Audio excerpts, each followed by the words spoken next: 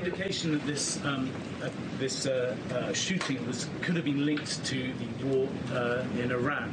I don't think so, but you never know. We're going to know a lot. We have the best people in the world working on it, and we're going to know a lot. Please. President Trump last night saying he does not believe the shooting at the White House Correspondents Dinner was related to the war in Iran. But leaders from around the world, they're reacting to the events in D.C. last night. NewsNation's Robert Sherman is live in Tel Aviv. Good morning from New York. Robert, what's been some of the international reaction we're seeing?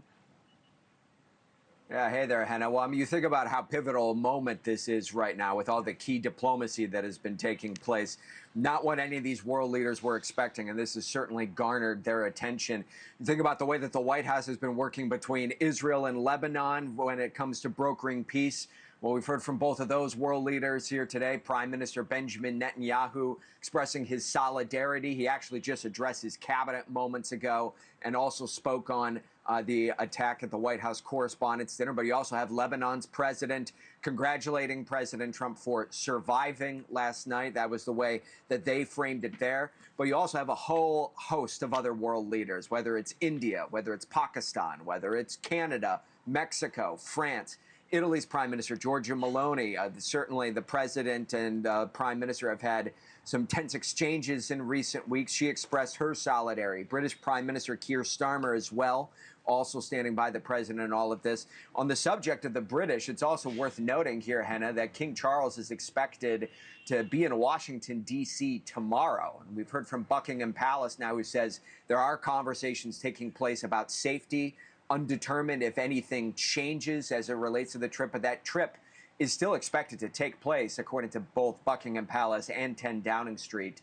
We just heard from the acting attorney general. He says they're confident that they will be able to maintain safety and security during that state visit. Hena?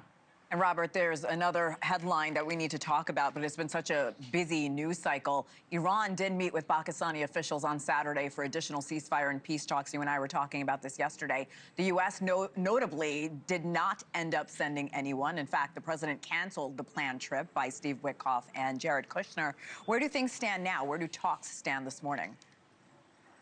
Yeah, I mean, there's certainly a lot of questions about this, Hena, exactly where we go from here, because the president made the decision to tell Special Envoy Steve Witkoff and Jared Kushner not to go to Pakistan yesterday, despite the fact that that was the initial plan. Vice President J.D. Vance's trip was canceled earlier on in the week.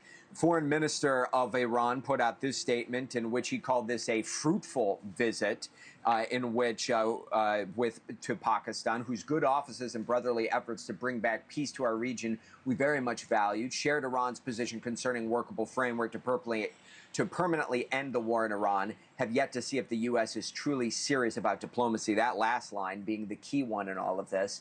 Iran said that their goal was to deliver their response to the U.S.'s position directly to Pakistani leaders, which it appears as though they have done. But in terms of exactly if there's going to be more face-to-face meetings taking place between the American and Iranian sides, just about everything is up in the air here. Hena? All right, Robert Sherman, stay safe along with your producer, Kimberly Anderson. Thank you so much. Thank you for watching. Subscribe below and download our NewsNation app right now on your phone, and you will get fact-based, unbiased news for all Americans.